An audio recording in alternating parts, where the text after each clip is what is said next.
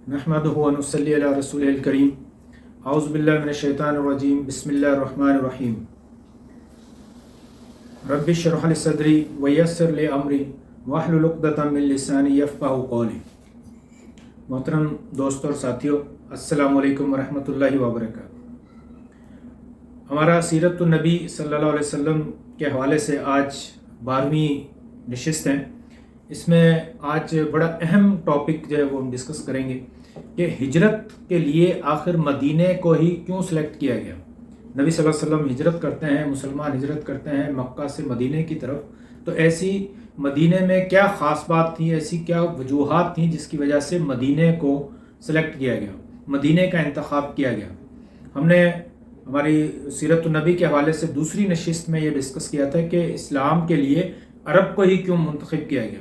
तो आज हमारा ये मौजू है कि अरब में से फिर मदीने को क्यों मुंतखब किया गया। यानी पहले हिजरत करके मुसलमान जाते हैं, हिजरत हबशा की तरफ जाते हैं, 2 दफ़ा जाते हैं, काफ़ी मुसलमान वहाँ पर जाते हैं। तो ऐसा भी हो सकता था कि हबशा को ही जो है वो नबी सल्लल्लाहु अलैहि वसल्लम भी वहीं हिजरत कर जाते, जबकि मुसलमान भी वहाँ अमन व अमान से रह रहे थे, या अल्लाह ताला ऐसे असबाब पैदा फरमा देते कि मक्का में ही रहते और हिजरत की ज़रूरत पेश ना आती। इन सब सवालों का जवाबात जो है वो आज हम इसमें डिस्कस करेंगे कि आखिर मदीने का ही इंतखाब क्यों किया गया। हमारे साथ वीडियो को पूरा देखिएगा।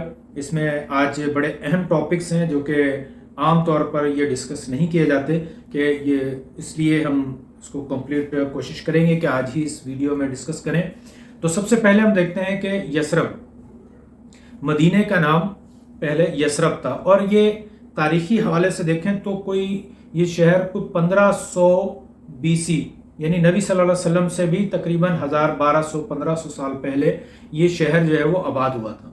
इसमें अरब के कुछ लोग और यहूद के जो लोग रोम से, बाज़ंतीन सल्तनत से, वहाँ से कुछ सोरिशों की वजह से, बगावत की वजह से वहाँ से लोग भागकर वहाँ से आए थे, वो यहाँ पर आकर जो है वो रहना शुरू कर दिए थे। तो इस तरह आबादी के हवाले से देखें तो इस शहर यानी यसरब में 2 गिरोह जो है वो बुनियादी तौर पर आबाद थे। एक अरब का औस और खजरज, ये 2 कबाइल थे, और यहूदियों की एक अच्छी खासी आबादी थी जिनके बुनियादी तौर पर 3 कबीले थे। वैसे तो उनकी शाखें और फिर बहुत सारी फैल गई थी, लेकिन बुनियादी तौर पर 3 थे, यानी बनु कुरैज़ा, बनु नज़ीर और बनु कैनका। ये 3 जो कबाइल थे वो यहूद के थे। यहूदी यहाँ पे 70 ईस्वी में और 132 से 135 ईस्वी में यहाँ आकर जो है वो रोम से, बाज़ंतीनी सल्तनत से, उनके जब उन्होंने ये यहूदियों ने बगावत की है तो उन्होंने फिर फ़लस्तीन पर हमला किया, तो ये वहाँ से फिर भागकर यहाँ आकर जो है वो रुक गए थे।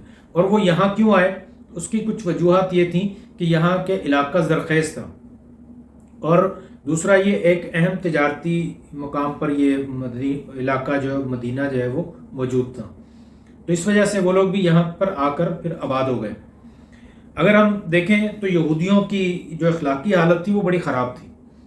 वो अक्सर जो है वो जादू टूना करते, सहर यानी जादू करते, और सूदखोरी में वो बड़े मशहूर थे।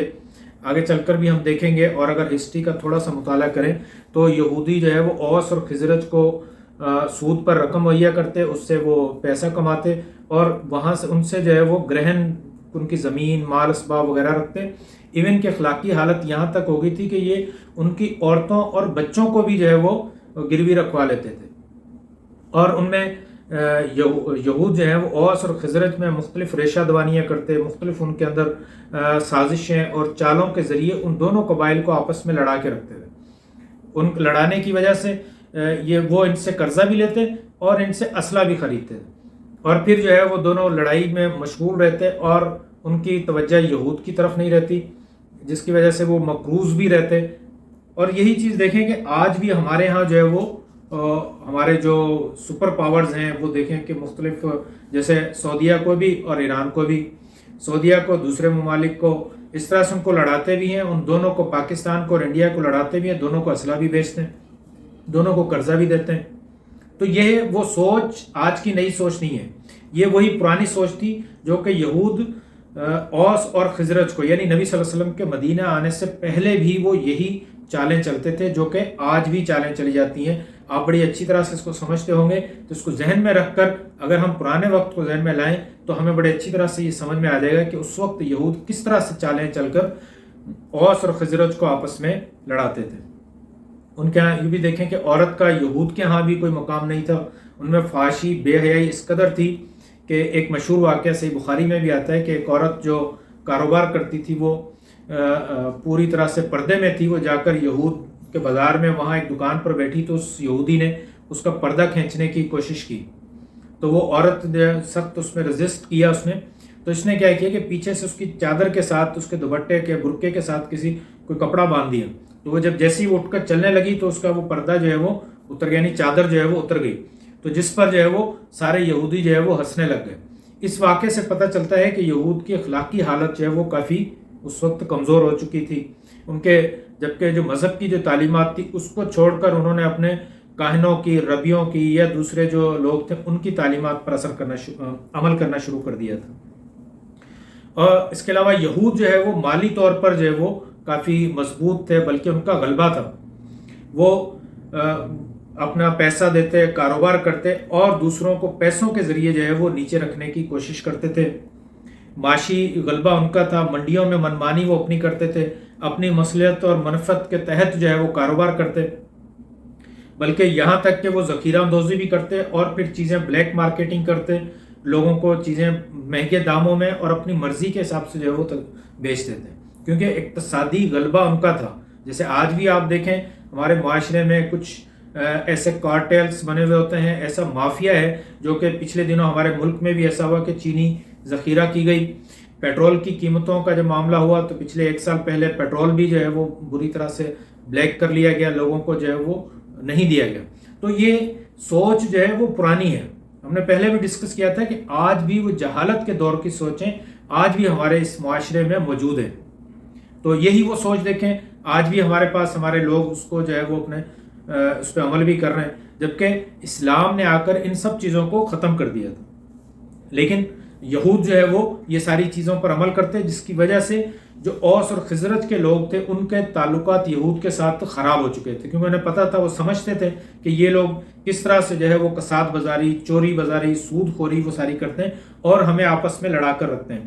بلکہ وہ اس 7ویں صدی میں جب نبی صلی اللہ علیہ وسلم کی پیدائش ہوتی ہے، وہ پیریڈ ایسا تھا کہ اس میں اوس و خزرج اور یہود کے تعلقات بہت زیادہ خراب، بلکہ ان میں آپس میں نفرت بھی پیدا ہو چکی تھی، اور پھر یہی نفرت اور یہی تعلقات کی خرابی جو تھی وہ اوس و خزرج کے اسلام لانے میں جو پہل انہوں نے کی وہ اس کا سبب بھی بن گئی۔ اور ایک اور چیز یہ کہ یہود جو تھے وہ دوسروں کو اپنے دین کی دعوت نہیں دیتے تھے۔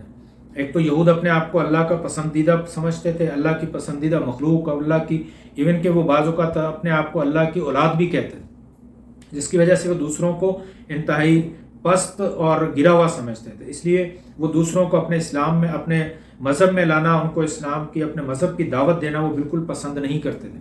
جبکہ یہ یہود جو ہیں وہ ایک توحید کے پیروکار تھے، اللہ کی جو کتاب ان کے پاس تھی، نبی کی تعلیمات ان کے پاس تھی، ان کے سامنے اوس و خزرج والے مختلف طریقوں سے بتوں کی پوجا کرتے تھے، ان کے ہاں جاہلیت کی بہت ساری رسوم تھی، لیکن انہوں نے کبھی ان کے سامنے اپنے دین کی دعوت پیش نہیں کی، نہ ہی ایسے کوئی تاریخی شواہد ہمیں ملتے ہیں کہ عرب میں یہود بہت زیادہ یہودی مذہب جو ہے وہ پھیل گیا ہو، ایسا کچھ بھی نہیں ہوا۔ تو یہود کے بعد جو قبیلے میں یثرب میں جو دوسرے جو قبیلے تھے ان میں اوس اور خزرج، اوس کا مطلب ہے بھیڑیا، یا اس کا ایک اور مفہوم جو عربی میں یوز کیا جاتا ہے اسے کہتے ہیں عطیہ، اور خزرج کے معنی ٹھنڈی ہوا یا شیر بھی اسے جو ہے وہ کہا جاتا ہے، یعنی اوس کے معنی بھیڑیا اور خزرج کے معنی شیر، اوس کے معنی عطیہ بھی ہے اور خزرج کے معنی ٹھنڈی ہوا بھی، یہ ان کے معنی تھے۔ تو یہ ہجرت سے کافی عرصہ پہلے جو ہے وہ یعنی تقریباً 700-800 سال پہلے مختلف علاقوں سے، یمن کے علاقوں سے ہوتے ہوئے یہ یہاں آ کر آباد ہوئے تھے۔ ان کے یہاں آنے کی، آباد ہونے کی وجہ بھی زمین کی زرخیزی ہی تھی، لیکن ہجرت کے وقت جو ہے وہ مدینے میں عربوں کو بالادستی اور اقتدار حاصل تھا، یعنی یہ یہودوں کو معاشی اقتدار تھا، لیکن عرب جو تھے وہ تعداد میں زیادہ ہونے کی وجہ سے یہودیوں پر ایک اپنا اقتدار، اپنا ہولڈ رکھتے تھے. یہودیوں کو وہاں رہنے کے لیے عرب سرداروں کی حمایت لازمی چاہیے ہوتی تھی.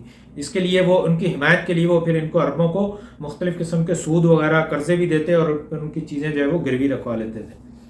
اوس اور خزرج میں بہت ساری جنگیں ہوئیں، جن میں پہلی جنگ سمیر اور آخری جنگ بوآس بھی ہوئی تھی. یہ ہجرت سے کوئی 5 سال پہلے جو ہے وہ آخری جنگ ہوئی تھی.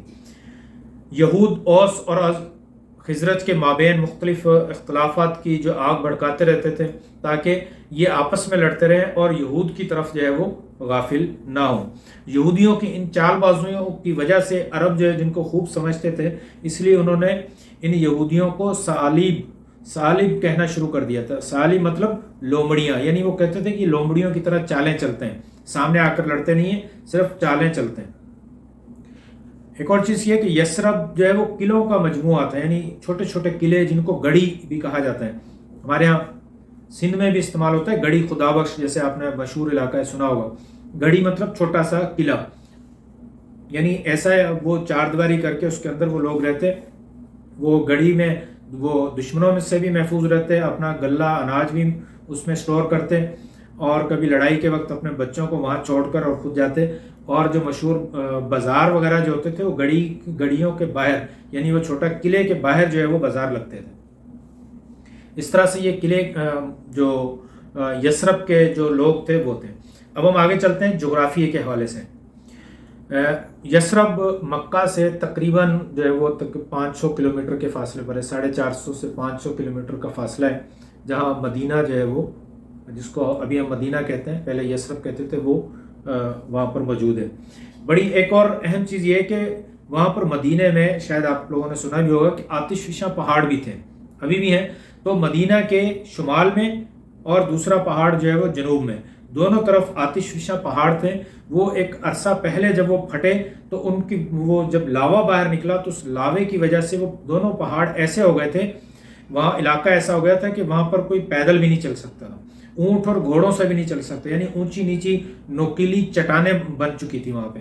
تو مدینہ کا جغرافیہ ہم دیکھیں تو وہ دفاعی لحاظ سے بھی بڑا اہم تھا کہ دونوں سائڈیں جو ہیں وہ ایسی محفوظ تھیں کہ درمیان میں مدینہ شہر، شمال جنوب میں وہ والکینو کی وجہ سے، جس کو اردو میں ہم کہتے ہیں حرات مدینہ، وہ ہرے تھے. ایک طرف جو ہرہ جو مشرق میں تھا اسے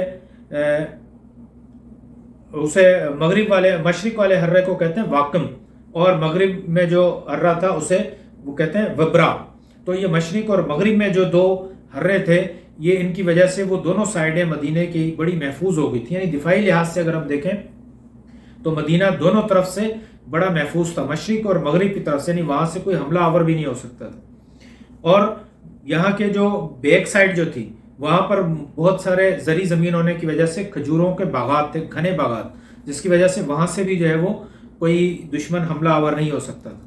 یعنی مدینہ 3 اطراف سے جو ہے وہ دفاعی لحاظ سے بڑا مضبوط تھا، اور صرف ایک سائڈ جو ہے وہ باقی تھی، جس کے جب جنگ احزاب آپ نے سنا ہوگا، جنگ احزاب میں وہاں پر حضرت سلمان فارسی کے مشورے کے مطابق وہاں خندق کھود دی گئی تھی. تو وہ جب آگے خندق کھود دی گئی، دونوں طرف سے وہ والکینو لینڈ تھی اور پیچھے میدان وہ زرعی زمین تھی، جس کی وجہ سے مدینہ چاروں طرف سے پوری طرح سے محفوظ ہو گیا تھا. اور شاید یہ بھی ایک وجہ تھی مدینہ کو سلیکٹ کرنے کی. بہرحال مدینہ کی جو عرب آبادی تھی وہ بیشتر معاملات میں قریش کے تابع رہتی، یعنی یہ بھی عرب تھے، قریش مکہ جو تھے ان کے وہ تابع رہتے. اور کیونکہ کعبہ کے جو لوگ تھے، کعبے میں جو قریش رہتے تھے، وہ مکہ میں جو رہتے تھے وہ کعبے کے متولی تھے، کعبے کی خدمت گار تھے، حاجیوں کے خدمت گار تھے، اس لیے ان کو ایک منفرد مقام حاصل تھا. تو یثرب کے مدینہ کے جو قریش تھے، مدینہ کے جو عرب تھے، وہ ان کو اپنا امام سمجھتے تھے، وہ ان کے تابع رہتے تھے. اس لیے دینی رہنمائی اور عقیدہ وغیرہ کے عمل کے لحاظ سے جو ہے وہ مکہ کے لوگوں کو یہ لوگ اپنا قابل تقلید سمجھتے تھے. اور مذہب کے حوالے سے دیکھیں تو اوس اور خزرج کے لوگ بھی بت پرست تھے. ان کا اپنا جو بت تھا وہ منات، یہ منات سے بڑی محبت کرتے تھے. لوگوں نے اپنے گھروں میں چھوٹے چھوٹے بت بنائے ہوئے تھے، اس کو بھی جو ہے وہ یہ منات ہی کہتے تھے. اور اگر ہم بات کریں یثرب کے تہواروں کی، ان کی تفریح وغیرہ کے حوالے سے، تو اہل مدینہ کے لوگ جو ہیں وہ سال میں 2 تہوار مناتے تھے. اس دن وہ کھیل کود بھی کرتے، تفریح کرتے. وہ ان میں ایک نوروز اور دوسرا مہرجان. یہ شاید نوروز جو ہے وہ فارس میں یہ منائے جاتے تھے، تو شاید انہوں نے فارس سے یہ جو ہے وہ دونوں تہوار لیے ہوں. تو سال میں 2 دفعہ یہ تہوار مناتے تھے. اسی وجہ سے پھر نبی صلی اللہ علیہ وسلم نے نبی صلی اللہ علیہ وسلم کی حدیث بھی ہے، ان سے کہا تھا کہ اس سے بہتر تہوار یہ ہے کہ آپ جو ہے وہ عید منائیں اور اس میں اللہ کا شکر ادا کریں. اور اوس و خزرج کا مدینے میں معاشرتی کردار جو ہے وہ دیکھیں تو یہ ایک بڑی عزت والے اور شریف النسب لوگ بھی تھے. مکہ کے لوگ جو ہیں وہ عبد المطلب کے بیٹے کی بھی یہاں پر شادی ہوئی، پھر نبی صلی اللہ علیہ وسلم کے والد یعنی عبداللہ کی بھی یہاں سے جو اوس و خزرج کے جو یثرب کے جو لوگ تھے ان میں سے شادی کی گئی تھی. تو یہ ان سے رشتہ جوڑنا، ان کی جو شرافت کی وجہ سے ان کے ساتھ تعلق رکھنا سب لوگوں کو پسند تھا. مکہ کے لوگ بھی ان سے تعلق رکھنا پسند کرتے تھے. لیکن ایک چیز اور تھی کہ مکہ کے لوگ ان کو یعنی جو مدینے کے جو لوگ تھے وہ کاشتکاری کرتے تھے، جس وجہ سے وہ کاشتکاری کرنے کو، کسان کو جو ہے وہ پسند نہیں کرتے تھے. وہ ابو جہل کا مشہور واقعہ ہے کہ جب 2 چھوٹے بچوں نے ابو جہل کو بدر کے میدان میں جب اس کو قتل کیا تو وہ کہنے لگا کہ کاش مجھے کاشتکاروں کے علاوہ کوئی اور جو ہے وہ مجھے مارتا. یعنی انہیں کاشتکار لوگوں سے تعلق رکھنا وہ پسند نہیں تھا. اس کے علاوہ مدینے میں یہاں پر جو ہے وہ ایک افراتفری اور لڑائی کا جو ہے وہ سما رہتا تھا، جبکہ اس کے مقابلے میں مکہ کو ہم دیکھیں تو وہاں کے پرامن حالات تھے. وہاں کی آبادی جو ہے وہ صرف ایک ہی قوم یا ایک ہی نسل کے لوگ رہتے تھے. لیکن مدینہ میں اس کے جو حالات پرامن نہیں تھے. یہاں ایک مخلوط آبادی تھی. یہاں کے مختلف علاقوں کے باشندے آئے ہوئے تھے، یہود اور عرب، اور ان میں ان کی وجہ سے کوئی مختلف عقائد، اخلاقیات، نظریات ہونے کی وجہ سے کوئی مشترکہ ہدف بھی نہیں تھا. تو جس قوم میں مشترکہ ہدف نہ ہو تو وہاں پھر افراتفری ہی مچی رہتی ہے. جیسے ہمارے اس ملک میں بھی دیکھیں تو اس لیے لازمی ہے کہ ہم ایک قوم بنے اور ایک مشترکہ ہدف کو رکھیں تو پھر انشاءاللہ ہم آگے ترقی بھی کریں گے. جیسے 1947 میں بھی یہ ہوا. قائد اعظم رحمۃ اللہ علیہ اور علامہ اقبال رحمۃ اللہ علیہ انہوں نے کوشش کر کے پوری قوم کو ایک ہدف دیا تو وہ پوری قوم اس ہدف کو پورا کرنے میں لگ گئی اور آخرکار چند ہی سالوں میں پاکستان بنا لیا گیا. لیکن آج بھی اگر ہم ایسا کوئی ایک ہدف مقرر کر لیں تو یقیناً ہم کہیں منزل پر پہنچ سکتے ہیں. تو بہرحال مدینے کے جو لوگ تھے وہاں مختلف مخلوط لوگوں کی وجہ سے، نظریات کی وجہ سے وہاں پہ کوئی ان کا ایک ہدف، مشترکہ ہدف نہیں تھا. ان کی زندگی جو ہے وہ فقط زرخیز زرعی زمین کے حصول کے لیے اور اس کے آباد کاری کے لیے، یہاں تک ان کی زندگی صرف وقف تھی. اہم پیداوار کے حوالے سے دیکھیں تو مدینے میں کھجور، انگور اور غلہ میں جو اور کچھ گیہوں، گندم اور سبزیاں جو ہیں وہ وہاں پر پیدا ہوتی تھیں. کھجور کے باغات ان کے یہاں بہت اہم تھے کیونکہ وہ کھجوروں کے درختوں سے، ان کے پتوں سے ان کو تعمیرات میں بھی لیتے، ان سے ایندھن بھی استعمال کرتے اور جانوروں کو چارہ کھلانے کے لیے بھی اس کو استعمال کرتے تھے. مدینے کی زمین نہ صرف زرخیز تھی بلکہ وہاں پانی بھی وافر مقدار میں تھا. وہاں کے کنویں جو ہے وہ فراوانی اور شیرنی کے لیے بڑے مشہور تھے. لوگ کنویں کھودتے اور وہاں سے جو ہے وہ چھوٹی نہریں نکال کر اپنے باغات تک پانی کو لے کر جاتے تھے. یعنی مدینے میں کنویں بھی تھے اور آبپاشی کا باقاعدہ وہاں پر نظام بھی تھا. اگر ہم سکوں کے حوالے سے بات کریں تو مدینہ میں 2 قسم کے سکے تھے، یعنی دینار اور درہم. دینار جو ہے وہ سونے سے بنا ہوا تھا اور درہم جو ہے وہ چاندی کا تھا. دینار اکثر جو ہے وہ بازنطینی ہوتے جس میں وہاں کے رومی بادشاہ کی جو تصویر وہاں پر بنی ہوتی تھی اور یہ بازنطین میں وہیں ڈھالے جاتے، جبکہ درہم جو ہے وہ چاندی کے ہوتے تھے. دینار کا وزن 1 مسکال کے برابر ہوتا تھا. ناپ تول میں جو ہے وہ اہل مدینہ والے کیونکہ ان کا سرمایہ جو ہے وہ پھل اور غلہ تھا تو اس لیے وہ اس کو ناپنے تولنے کے لیے جو ہے وہ باٹ انہوں نے بنائے ہوئے تھے جس کو وہ مد، سا، فرق، ارک اور وسق کہتے تھے. وزن کے لیے وہ درہم، شقاق، دائق، قرات، نوات، کنتار اور اوکیہ استعمال کرتے تھے. اگر ہم جانوروں میں دیکھیں تو مدینہ میں اونٹ، گائے، بکریاں جو ہے وہ جانور پالے جاتے تھے. اونٹ کو وہ زمین کے حل کے لیے بھی استعمال کرتے تھے. مدینہ کے بازار جس کا اکثر ہم سیرت النبی کے حوالے سے ہم ڈسکس سنتے ہیں تو بازار کے حوالے سے وہاں کوئی باقاعدہ دکانیں، کوئی کنسٹرکٹڈ یا بلڈنگ نہیں تھی. وہ کھلے میدان میں عارضی دکانیں قائم کی جاتی اور پھر وقت گزرنے کے بعد جیسے بازار ختم ہوتا تو پھر وہ چیزیں وہاں سے سمیٹ لی جاتی. اس کے علاوہ تمدنی زندگی میں اگر ہم دیکھیں تو مدینہ ایک پورے علاقے میں ترقی یافتہ شہر تھا. یعنی یہاں پر آپ دیکھیں تو 2 منزلہ عمارتیں بننا شروع ہو گئی تھیں. یعنی ابو ایوب انصاری کے گھر جہاں نبی صلی اللہ علیہ وسلم نے رہائش اختیار کی تھی وہ بھی 2 منزلہ تھا. اس کے علاوہ ہم کیا فرنیچر، کرسی، چارپائی وغیرہ، اور امیر لوگوں کے گھر میں کافی زیادہ فرنیچر بھی ہوتا تھا. اس کے علاوہ ٹوکریاں، چھوٹی ٹوکریاں بھی استعمال کی جاتی تھی، زنبیلیں استعمال کی جاتی تھیں. عورتیں جو ہے وہ سلائی رنگائی کا کام، کڑھائی کا، سوت کاتنے کا کام، کپڑے بنانے کا کام، یہ سارے کام عورتیں بھی کرتی تھیں. اس کے علاوہ معماری اور سنگ تراشی وغیرہ کی صنعتیں جو ہیں وہ ہجرت سے پہلے ہی وہاں پر یہ وجود میں آ چکی تھیں.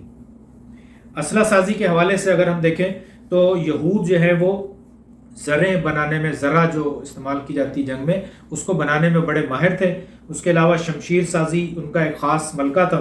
مدینہ کے تیر جو ہے وہ پورے علاقے میں، پورے عرب میں بلکہ مشہور تھے.